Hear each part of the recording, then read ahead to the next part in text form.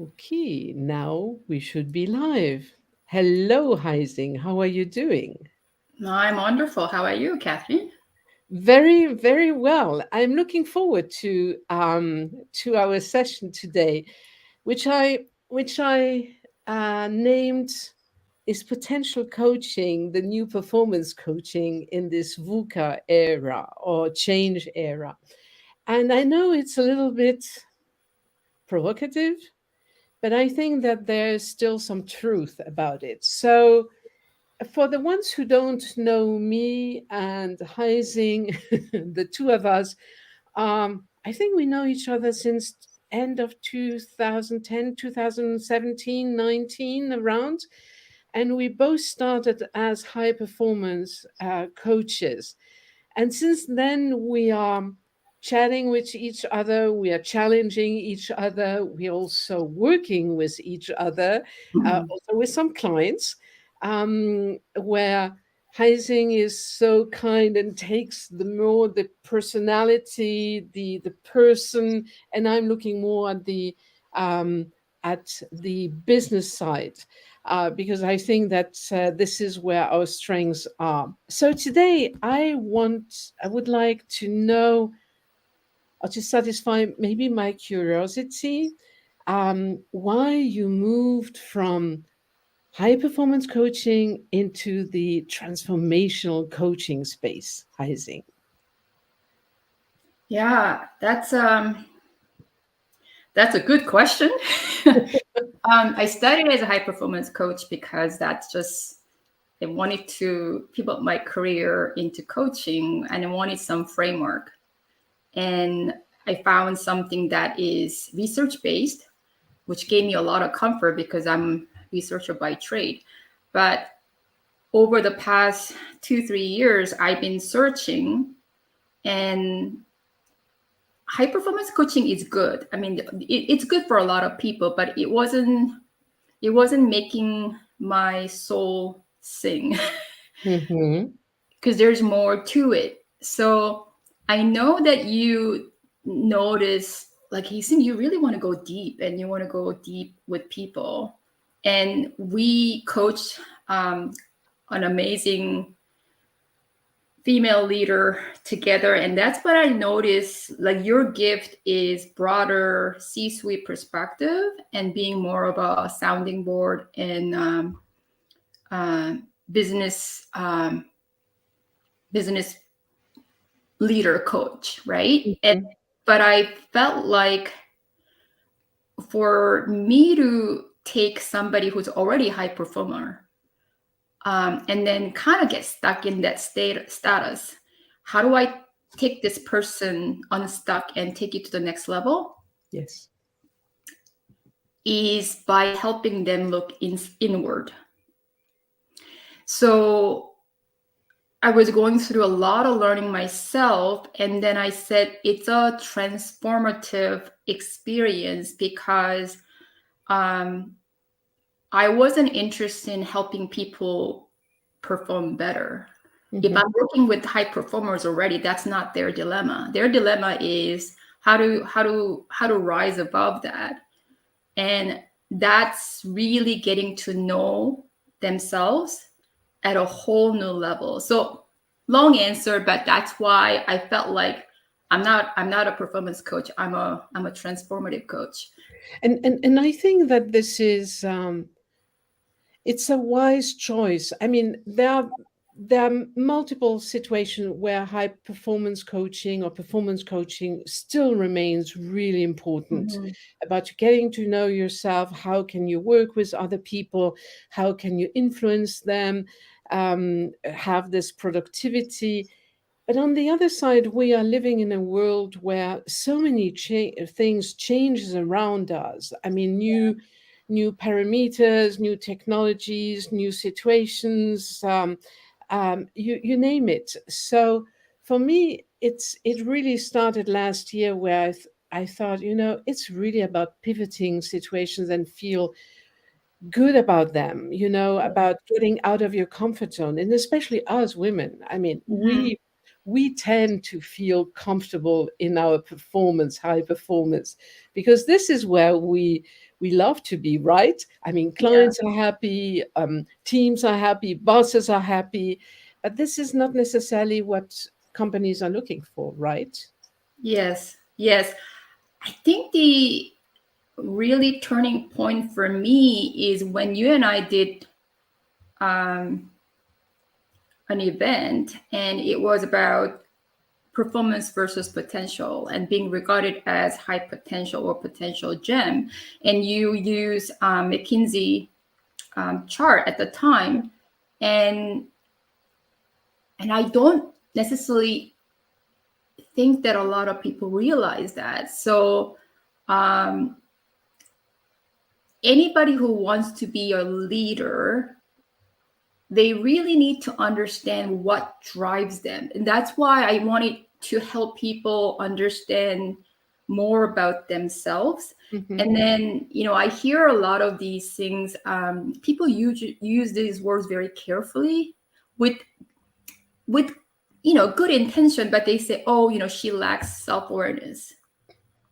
Mhm. And that is a quite hurtful remark to someone who is already very high performing and doing the best she Yes. could. Because I think the self-awareness, self-knowledge is a lifelong pursuit. Mhm. And everybody has their own level of learning, and they're going to figure things out. So often corporate leaders, with the best of intention, they say, I think you need to work a little bit on your self-awareness because I don't think you're really aware of yourself. And that in and of itself tells me you're not self-aware that much, because as a leader, that's a pretty harsh thing to say to somebody. It is. It is. It is. It is. First, it is. And, I mean, there's this aspect, but there's the other one where, I mean, when I read it, it really hit me because I acted like this too as a Yeah. leader. Yeah. When Sally Helgenson in 2018 with Marshall Goldsmith wrote in their book, When Women Rise, there was one sentence which was worth it for me to read this book was, men tend to be evaluated for their potential and Mm-hmm. women for their performance. And I thought, Mm-hmm. yes, I did it too. And as you say it, I mean, it's even self-awareness. It's about, discovering yourself.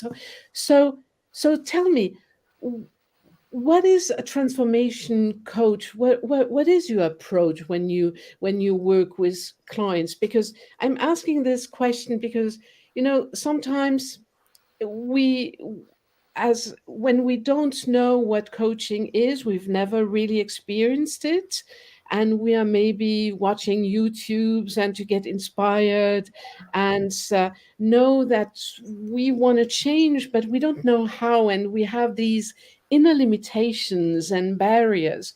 What would you say is transformation coaching? So when I think about transformation, like back in thousands of years ago, um, Socrates and Plato, all these era, people learn through one-on-one from their mentor or teacher.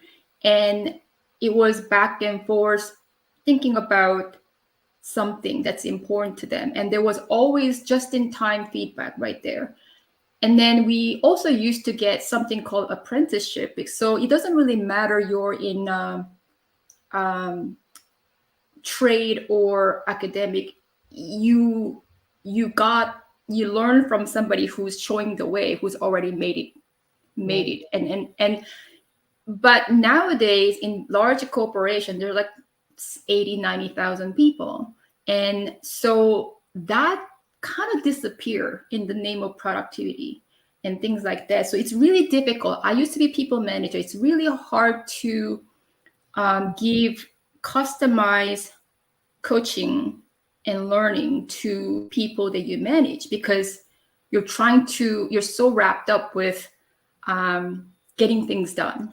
So that's why I think there is just mantra about high performance, high performance, high performers. But these transformation happens over time. It takes a while. Mm-hmm. And it's different. So if I have 5 people to manage, for example, then I cannot use the exactly one way to coach all 5 people. It's going to be 5 different ways because they're at different time period, the stage of their learning. So when you kind of open my eyes and VUCA era and all these things, and I was thinking, everything is evolving, everything is changing. It's nothing new, but because of the technological evolution and everything, things are changing so much. I mean, so much faster. So people are just like disoriented. And I was thinking, I was there. I was trying to go after, is it digital thing that I have to work on? Is that now I have to call myself strategic thinker as opposed to detail oriented. This is not where I want to be identified with, all those things. And then I realized it's really one heck of a stressful, tiring experience because everything changes nonstop, but we're dealing with speed. Mm-hmm. So what is not changing? What is not changing is you getting in touch with your spirit inside. And like I never thought years ago, I think it was like more than 10 years ago, we were having this Christmas party at work, and we're supposed to put in like 3 words about yourself. You describe yourself, and then your colleagues are supposed to find out who this person is. And there's one word I wrote, nobody can find out who that is. And the word was spiritual. And then by the time that I said, who was this? Like, who said this word? And I said, it was me. And everybody was just like, their mouth big, open wide. And they said, he sings spiritual? I'm not so sure. And I was like, you don't think so? But what I'm trying to say is, like, I remember that and I'm still laughing. Is like, we don't understand what spiritual means. Everybody is spiritual. Your spirit is inside. It's like when you think about spiritual, we're thinking about meditation teacher, yoga teacher, Eckhart Tolle, and all these things. People who are like out there. But Mm-hmm. no, it's in you. So I had an epiphany, and I'm like, that's what I'm going to do. That's my legacy. And I'm going to help people be in touch with their inner spirit. Mm-hmm. And make them feel really grounded. So no matter what happens outside, no matter what kind of changes happen externally, you're grounded. Because when you're disoriented, then you go back inside and you ground yourself. So that's in a nutshell what I do as a transformative coach. Why it's transformational? Because nobody has really figured out what works for them. I mean, people get close to it. I felt like I was getting close to it, and I'm like, oh, now I have toolkits. But did I master it? No. It'll continue, right? Mm-hmm. Mm-hmm. Mm-hmm. That makes sense. Absolutely. And I think it is, it's being in a place of vulnerability Yeah. where you continue to discover yourself as a Yes. person as we go through all these changes and have also to do or to take some decisions and make choices. Mm-hmm. And what I find is so fascinating is, I'm in the sustainability arena and where I'm working with senior leaders. It is about really how to spot all the biases, the blind spots we have, all of us have, Mm-hmm. Mm-hmm. something so new. So it is about to be able to, how should I say, to be open to others, to respect others where they are at Mm-hmm. within their own journey, discovery journey. And it's also about helping them to to discover themselves, and their own legacy. In the end, I don't know if it's because of my age, but I'm thinking a lot about the legacy I want to leave behind me, Mhm. and how I want to sculpt it. How do I want to mold it? And that is really important to me. So, you know, we all tend to overestimate what we can do achieve in 1 year and underestimate what we can achieve in a decade. Yeah. How can you help people go through that? Because a transformation, it's a journey per se. It's not, it's not going from destination or point A to the destination B. It's Mhm. really a transformation. What's I just like to use the word toolkits, but what do you have as secrets with you to accompany to for people to for them to discover also this insights in them? So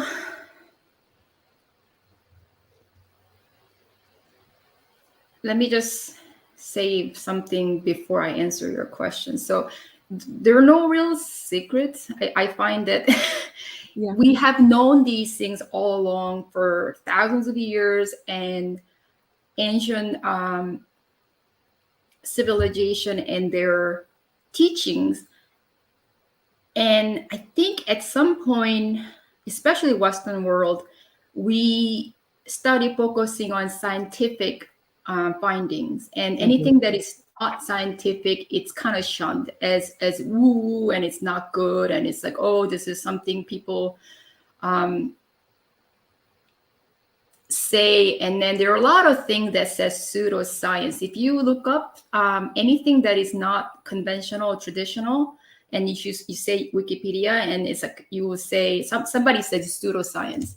And because I have scientific mind, and I'm a researcher, I was trained to validate and reliability and validity and things like that. I was trying to think about what that meant. It's like, as human being, we try to think about three-dimensional thing, time and space and what have you.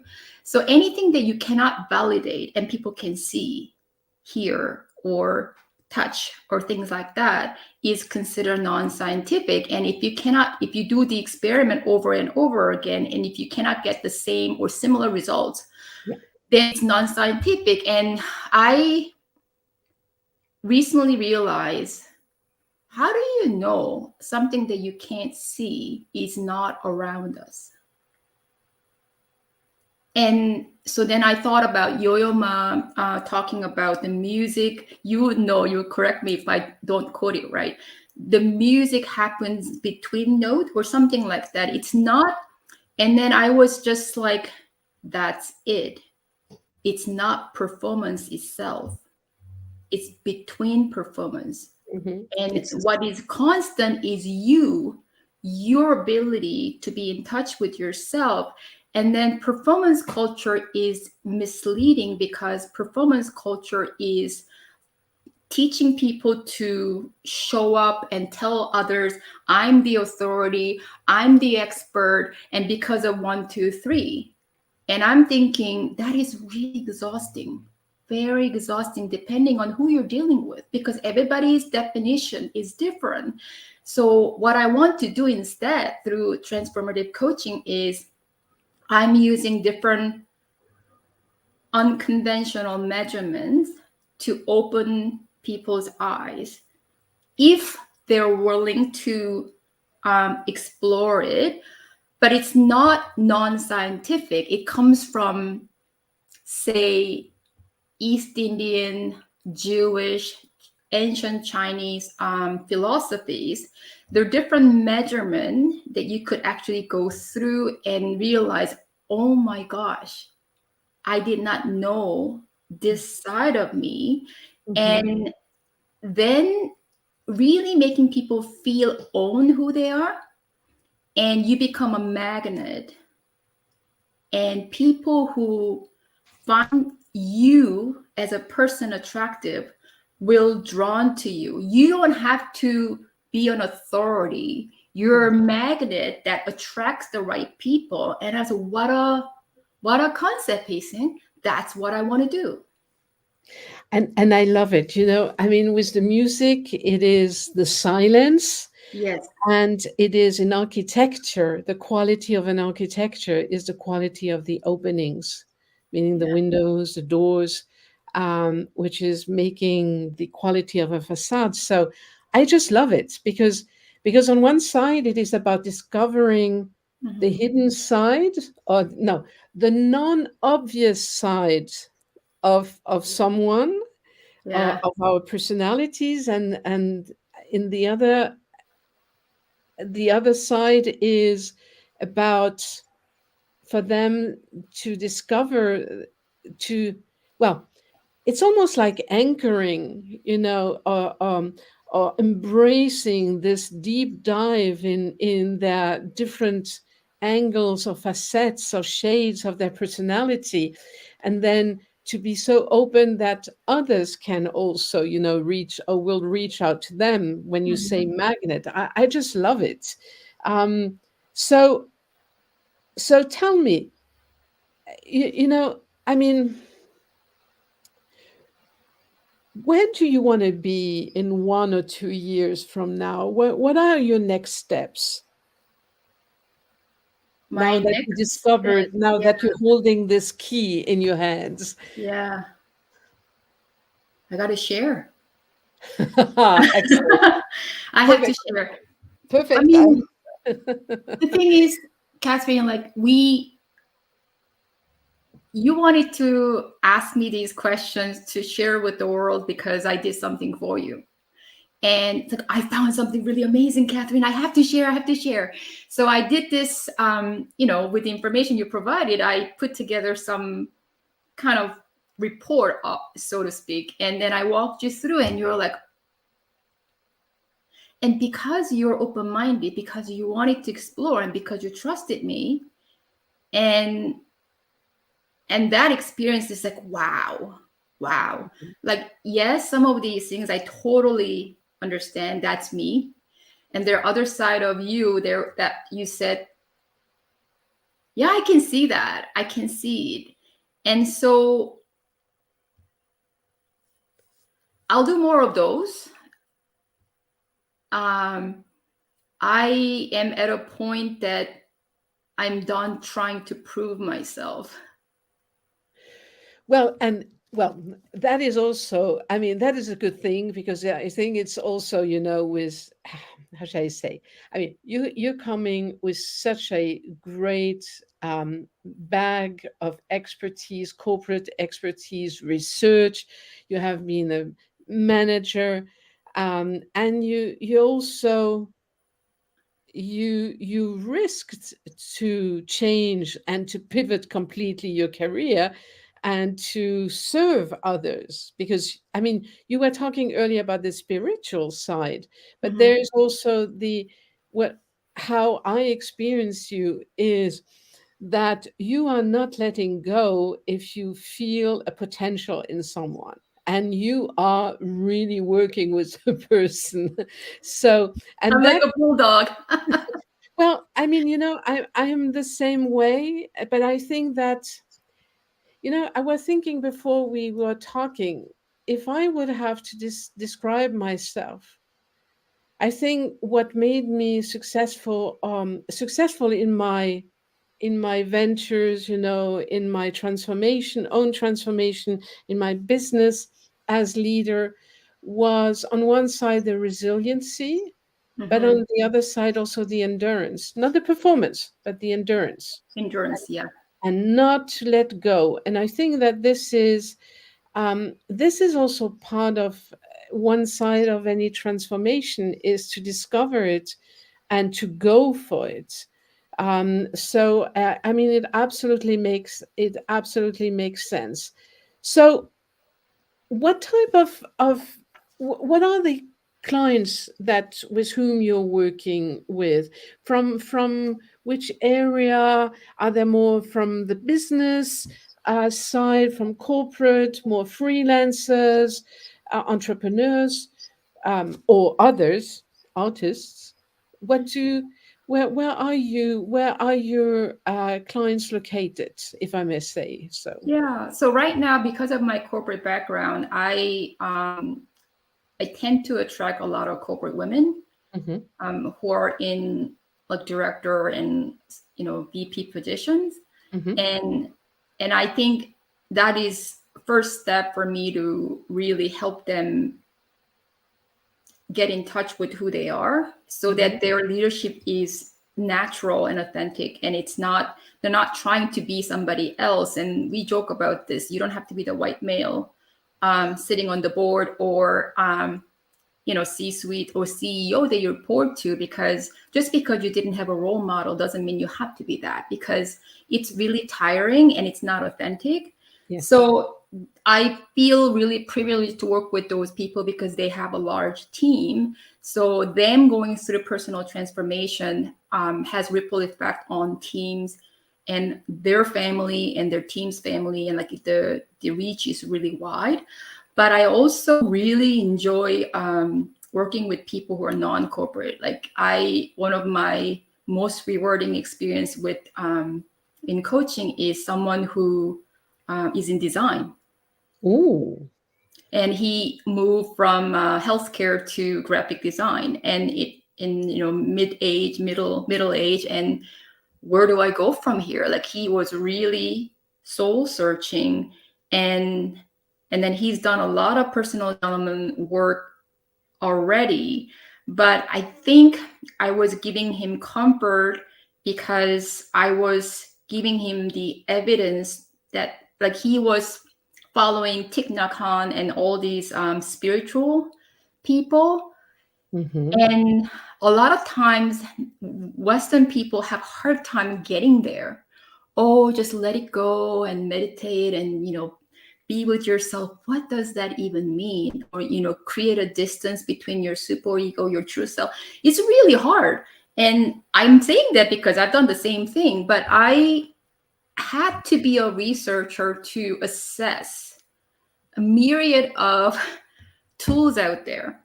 Hmm. And so what I needed to be a researcher to make sure that I select the right tools for the right people. And then with their permission, I walk them through. And I don't know they're gonna have revelation or any kind of epiphany, but it's a partnership, it's a co-creation. So I come in 120%. My client, that male client that I use as an example, he came in with, I don't know, 150%. And it's a multiplier effect of two people. And we go to a place that's absolutely phenomenal.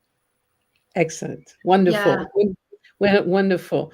And I must say,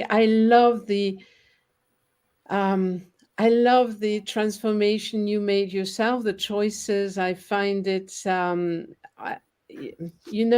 in music, you hear exactly, or like in the singing, you hear exactly when a person who sings is anchored, and when everything falls in place. And this is also, I mean, what this is a feeling that I get when I talk to you, when I listen to you. Now, I'm conscious of time, of our audience. Where can people reach you? I mean, do you want to put your afterwards also a link where they can reach you, or do you have an address that you can share? Connect me on LinkedIn. I Okay. I use LinkedIn as my main outreach, and I there will be um, consistent complementary information on LinkedIn. But I also am working on creating my own community, Mm-hmm. and I will launch that in the summer, early to mid July. So if you are connecting me on LinkedIn, you're going to hear about it, and it's more of serving with complementary information, and then attract the right-minded people into my community, and so we can actually do something great. Absolutely. I mean, wonderful. Yeah. And I must say, I can only recommend people to go to you because, um, I mean, can I use the word bulldog? I mean, Yeah, when, because you are with the person, you're working with them, and you, there is a kindred spirit with you also, who makes sure that, that the people are doing well, and that they are finding themselves, that they're finding their voice. And therefore I really, really appreciate also you as a human being. And we know each other, we test each other so often. yeah, So we know, I mean, very well where our weaknesses are, where our strengths are, and what is good for us. And so, yes. So I'm really looking forward to your transformation, to your continuation, to the success of your community building, because it's going to be awesome. I mean, it's really, I had the chance to get a glimpse of yeah, the new way of how you approach the coaching and what you do with your clients. And I must say, it is like you said it earlier. It was, I thought, she knows me better than I do in a certain way, in certain areas. And I'm meditating, so very twice a day. So I know now, meanwhile, a little bit about meditation, and its its benefits, but it is something additional. It is really, it really gives some, like on a painting, there yeah, is some additional texture, some additional colors which are added in our own discovery of our personality and who we are and where we want to go. I mean, thank you so much, Haysing, for your time today. And is there anything you want to leave with the audience? yeah. Coaching is not mentoring. Coaching is not sponsorship. Coaching is not therapy. And why do you need coaching? Why do you have to pay for that? I just wanted to let you know that meditation, yoga, all these things are great. That's a first step. But you need to have somebody actively listen, train person to listen to what you're saying and then help you come up with your own solution. That's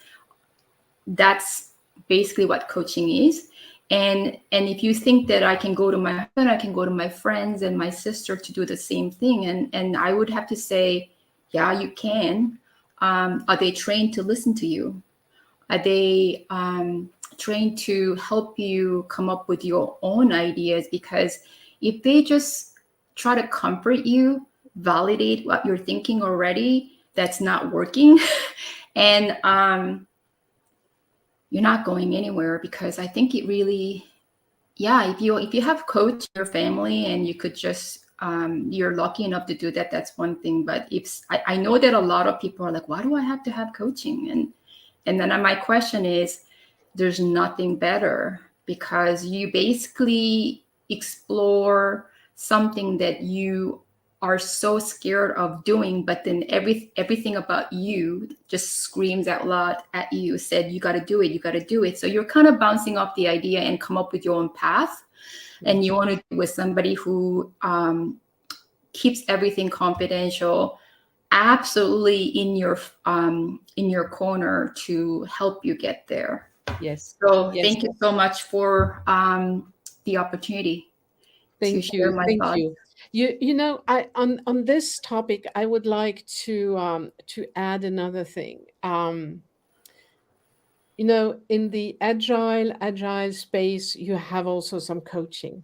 Mhm.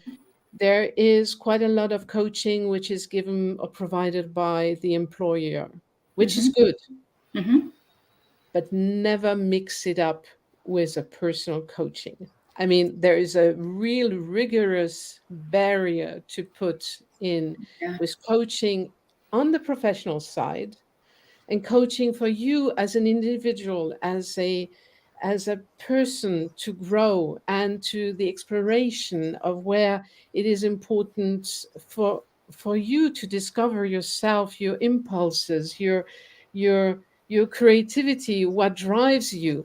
This is something which is so personal, never handed over to an employer. And having been myself an employer, corporate one, this is nothing bad. I mean, when you are being coached in a professional environment, it helps Mhm. you to move within the organization. But when it's personal, it's always good to have another coach. And Chiara, thank you very much for your comment. Thank you so much. Thank And you. I'm looking forward to our next conversation, Haysing. We are going to have it anyway. So, Yeah, I would love to be in front of C-suite leaders and help them understand your current performance coaching framework is doing the job, but it's not taking your high performers to the high potential yes, and potential gems. And you need a different approach for that. So wouldn't it be amazing? absolutely. So you have put it out. So let's see. Be the magnet. So Thank you so much. with that, I'm ending the broadcast. Thank you so much, everyone, and have a lovely day. Thank you. Yeah, have a great weekend. Thank you.